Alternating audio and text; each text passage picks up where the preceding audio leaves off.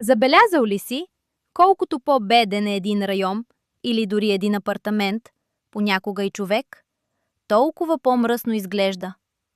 Но причината не е това, което повечето хора си мислят.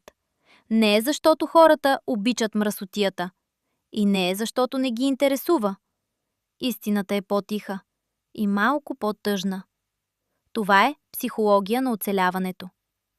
Когато човек живее в напрежение и недостиг, мозъкът му превключва в един много прост режим. Режим да изкарам днес. Чистотата не е приоритет. Когато мислиш как да платиш сметки, как да изкараш до заплата, чистенето остава някъде назад. Не защото не е важно, а защото има по-спешни неща. Мозъкът влиза в режим ден за ден. В този режим човек не планира много напред. Живее се тук и сега.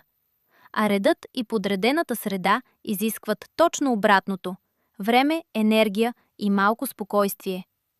Дългосрочните неща отпадат. Чистотата не дава резултат веднага.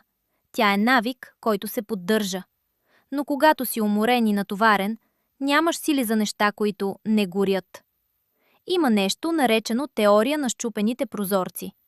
С две думи, ако едно място вече е занемарено, хората започват да го занемаряват още повече. Един счупен прозорец остава непоправен и скоро след него се появяват още. Същото е и с мръсотията. И така се получава нещо, което изглежда като избор, но всъщност често е резултат от обстоятелства.